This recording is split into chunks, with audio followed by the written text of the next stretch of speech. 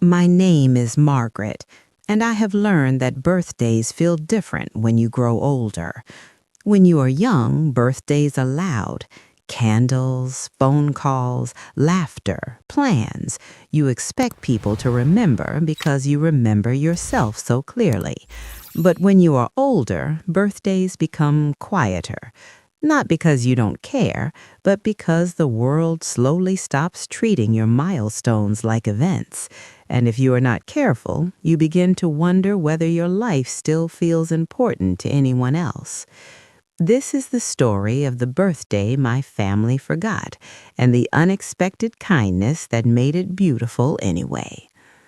I woke up early that morning, as I always do. The light coming through my curtains was soft and pale, like the sky was still waking up too. I sat up slowly, my body careful and familiar with its own aches, and for a moment I simply listened. The house was quiet. No voices, no footsteps, just the steady ticking of the clock in the living room. I made my tea and carried it to my chair by the window. That chair has become a small world for me, a place where I watch mornings arrive, where I let my thoughts settle, where I sometimes speak softly to memories as if they are still nearby. I wrapped both hands around my mug and stared out at the street. And then I remembered, it's my birthday. The realization didn't explode in me like excitement. It arrived gently, like a small candle being lit inside my chest. I smiled to myself, and the smile was quiet, almost shy. At 72, you don't jump up and down about birthdays, but you do feel something. A soft hope, a little warmth, the desire to feel noticed. I walked to the calendar on the wall and looked at the date. The day was circled in faint pen. I had circled it myself weeks ago, not because I needed reminding, but because it felt good to see it marked. It was like saying in writing that I mattered enough to be celebrated. I returned to the kitchen and started moving through the morning routine, but with a slightly different energy. I cleaned the countertop. I set a small plate on the table, even though I wasn't hungry yet. I chose a nicer cardigan than usual, the one that made me feel put together without trying too hard. I brushed my silver hair carefully and looked at myself in the mirror. There were gentle wrinkles around my eyes, deeper lines near my mouth, the kind that come from years of speaking and smiling and surviving. My face was older, yes, but it was still my face. I touched my cheek lightly and whispered, "Happy birthday, Margaret," as if saying it to myself made it more real. Then I waited.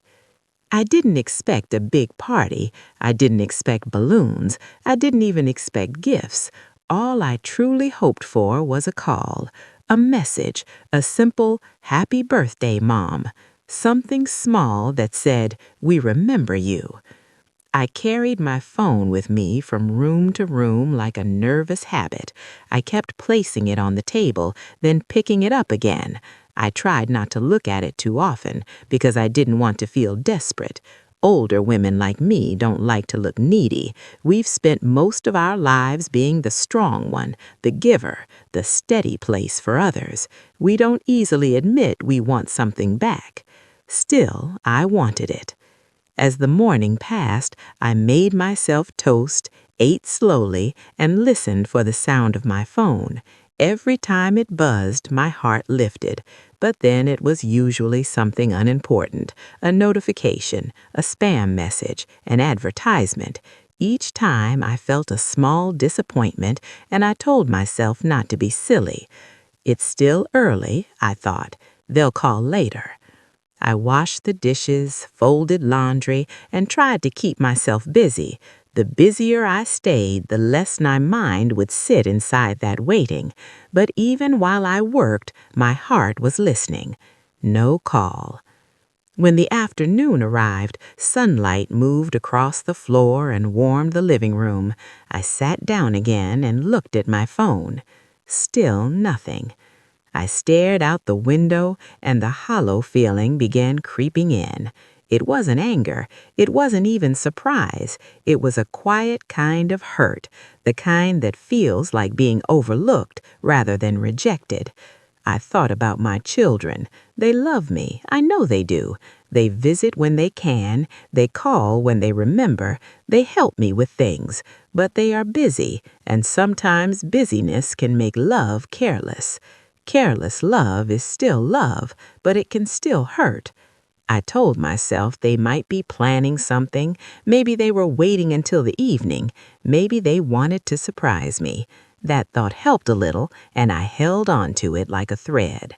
But as the hours continued, my hope began to thin. I made another cup of tea but forgot to drink it.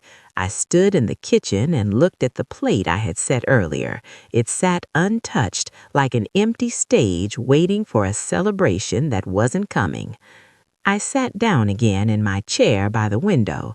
The street outside was full of movement, people living their days, families walking, children laughing, life continuing. And inside my home, the silence felt louder than usual. By late afternoon, a painful thought arrived. What if they really forgot? It sounds small, doesn't it? A birthday, one day. But when you're older, these small moments carry heavier meaning. They remind you whether you are still held in people's minds. They remind you whether your presence still feels important. They remind you whether you are still seen. I sat there and felt tears gather in my eyes. I didn't let them fall right away. I held them back with pride. But pride doesn't keep you warm, and as the sun began to lower, I finally whispered to the quiet room, "It's all right." I tried to believe it. And I tried to believe it, but my heart didn't listen the way I wanted it to. That evening, I turned on a small lamp in the living room. The warm light made the room feel softer, but it couldn't hide the quiet truth. No one had called. No one had texted. No cheerful message popped up on my screen. Even the simplest happy birthday hadn't arrived. I sat in my chair and stared at the window. The sky outside was slowly turning darker, and the streetlights flickered on one by one. People moved past in the distance, heading home, carrying bags, talking to someone beside them. Life continued the way it always does, without pausing for one woman's disappointment. I told myself not to make a big thing out of it. I told myself they were busy, that they had responsibilities, that forgetting doesn't always mean not caring. But the mind can explain what the heart still feels, and what my heart felt was small. Not small as in unimportant, small as in unnoticed. I walked into the kitchen and opened the refrigerator. I wasn't hungry, but I needed something to do with my hands. I pulled out a small cupcake I had bought the day before, a silly little thing with pale frosting and a few sprinkles. I placed it on a plate and stared at it for a moment, as if it were a symbol of the day. Then I found an old candle in a drawer. I don't even know why I still had it. Perhaps some part of me had kept it for a moment like this. I placed the candle in the cupcake and lit it. The flame was tiny. It danced softly, brave in the quiet. I whispered, "Happy birthday," again, but this time it sounded different. It sounded lonelier. And then, before I could stop myself, a tear fell. Just one. It landed on the edge of the plate, and I felt ridiculous, like an old woman crying over a forgotten date on a calendar. But it wasn't the date. It was what it meant. It meant I had spent 72 years living, giving, loving, sacrificing, building a family with my hands and my heart. And today, the world had not paused for even a small moment to acknowledge me. It felt like being erased quietly, the way chalk disappears when someone brushes it away. I blew out the candle without making a wish. The smoke curled upward, and the smell of it reminded me of childhood birthdays long ago, my mother's kitchen, the sound of laughter, the feeling of being held in attention. I carried the cupcake back to the living room and set it down on the table. I didn't eat it. I only looked at it like it was a small, lonely celebration waiting for guests who didn't come. Then I reached for my phone again. Nothing. I stared at the screen as if my gaze could create a message. This is the part people don't talk about, the part where older people don't always feel angry, but they do feel invisible. And invisibility is not just sadness, it is fear. Fear that you have become someone who can be forgotten without consequences. Fear that your absence would be noticed less than you once believed. I leaned back and closed my eyes, trying to breathe through the ache. That's when I heard it. A soft sound. A knock. At first, I thought I imagined it. I opened my eyes and listened. The house was quiet again. Then the knock came a second time, gentle but clear. My heart jumped. Not excitement exactly, surprise. My first thought was that perhaps my children had come after all. Maybe they remembered at the last moment. Maybe they were outside with balloons and laughter. I stood up quickly, too quickly, and my knees protested, but I didn't care. I walked to the door, my hand trembling slightly as I reached for the handle. When I opened it, there were no balloons, no family. Instead, I saw my neighbor, a young woman who lived down the hall. She wasn't someone I spoke to often, but we exchanged smiles, small greetings. She was kind in that quiet, modern way, always polite, always gentle.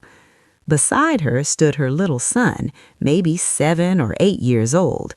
He held something behind his back like a secret. The young woman smiled. "Hi, Margaret," she said softly. "I hope we're not disturbing you." "No, of course not. Is everything all right?"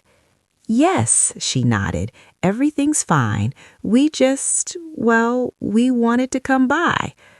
Her son stepped forward and pulled his hands from behind his back.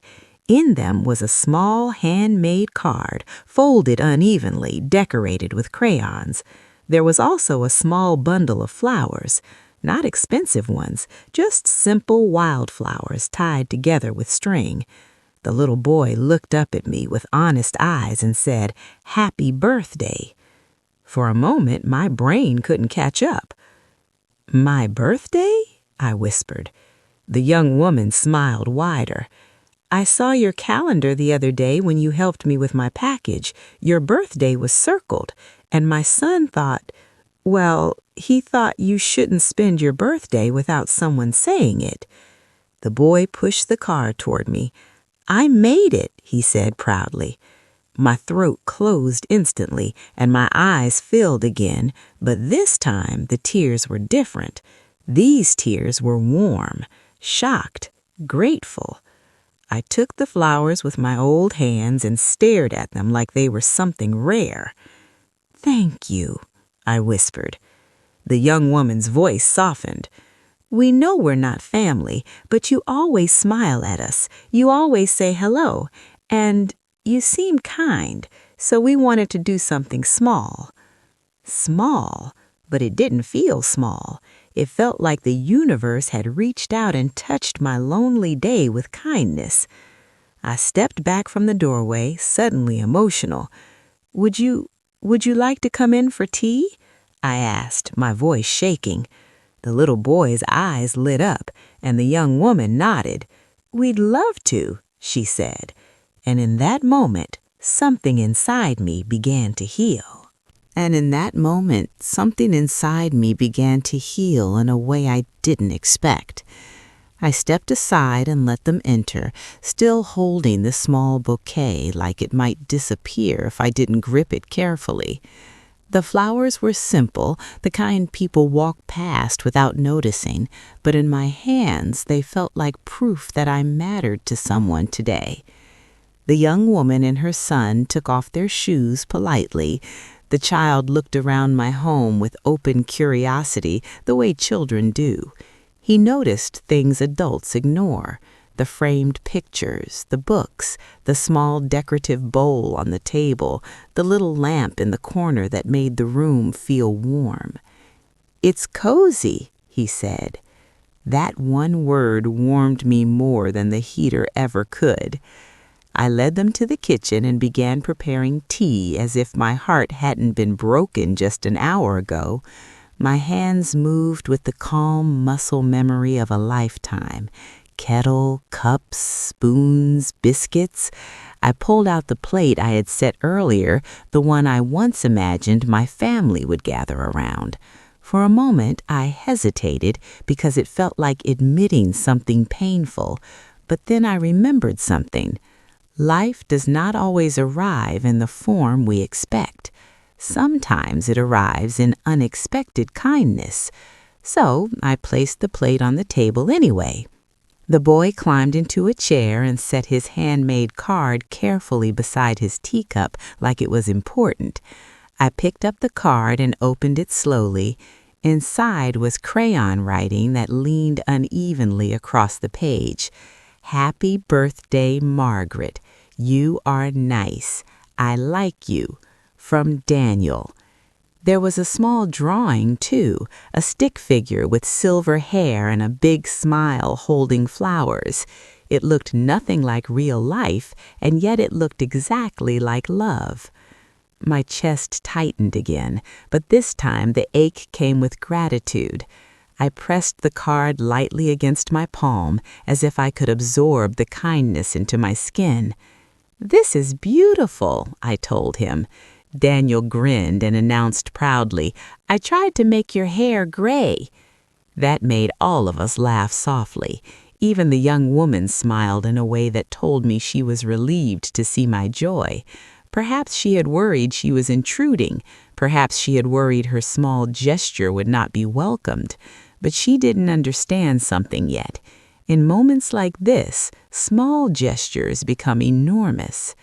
We drank tea, we talked gently. The young woman told me about her work, how exhausting life had become for young families, how everything felt expensive and fast and heavy. She spoke with respect, not treating me like someone too old to understand the modern world. She spoke to me like a person, and I realized that respectful conversation is also a form of kindness. Daniel ate biscuits and asked questions about everything: my photos, my curtains, my teacups. He pointed to one of the pictures on my shelf and asked, "Is that you?" I nodded. "Yes, that was me a long time ago." He frowned in concentration. "You were pretty," he said seriously, like he was stating a fact. The young woman looked embarrassed. "Daniel," she warned gently, but I laughed. "Thank you," I told him. "That's very kind." In that moment, I felt something shift. I felt my age not as a loss, but as a story. I felt the years on my face as proof of living rather than proof of fading. Children have a way of seeing beauty without the cruel filters adults often use. We sat together until the evening light began to soften. The young woman glanced at the time, then stood up. "We should go," she said apologetically. "I don't want to keep you from your family in case they call." Her words landed gently but sharply because we both knew. My family still hadn't called. But instead of the old ache returning, something else filled the space. Acceptance. Not bitter acceptance, not the kind that hardens you, the kind that simply acknowledges life as it is without letting it ruin your peace.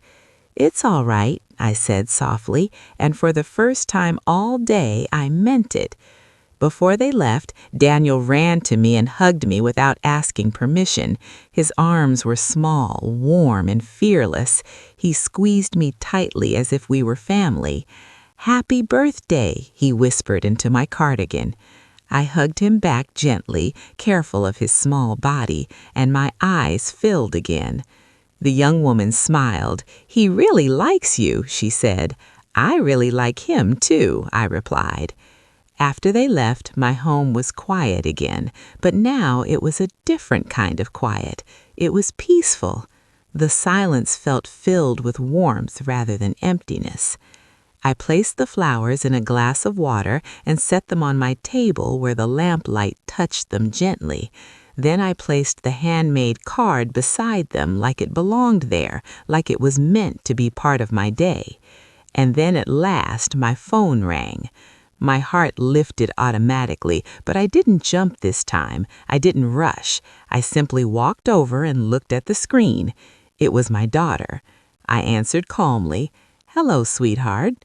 There was immediate guilt in her voice. "Mom, oh my goodness, I'm so sorry. We thought today was tomorrow. I can't believe we forgot. I'm so sorry." I closed my eyes. That apology was real. I could hear it, and I knew she loved me. I knew my family didn't forget because I didn't matter. They forgot because life is chaotic, because people make mistakes, because modern days move too fast. Still, I won't pretend it didn't hurt, but something beautiful had already happened today, and it softened my response. "It's all right," I said gently. "I've had a nice day." My daughter sounded confused. "You have?" "Yes," I replied. "A neighbor came by with her little boy. They brought flowers and a card. They sat for tea." There was a pause. Then my daughter's voice broke slightly. "Oh, Mom," she whispered, "you deserved so much more." I smiled softly, looking at the flowers. "Sometimes," I said, "life gives you what you need, not what you expect." Later that night, after the call ended, I sat by my window again with a warm cup of tea. The street outside was calm. The lamplight glowed softly behind me, touching the flowers and the card, and I thought about the strange tenderness of the day. My family forgot my birthday, and yes, my heart broke quietly for a while, but then something beautiful happened that I will remember longer than any large party. A child's handmade card, a small bouquet of simple flowers, a quiet cup of tea shared with unexpected kindness, and the lesson that warmed my heart most of all was this: love does not only come from the people who are supposed to remember, sometimes love comes from the people who simply notice. If you are listening to my story right now and you have ever felt forgotten, please remember this. Your worth is not measured by how many people remember your date. Your worth is in the kindness you give, the warmth you carry, the way your presence can touch others. Because even on a forgotten birthday, you can still be loved. That night, I sat peacefully by my window, silver hair softly glowing in the lamplight, and let a gentle smile rest on my face. Not because the day was perfect, but because it had been meaningful. And for a woman like me, that is the most beautiful gift of all.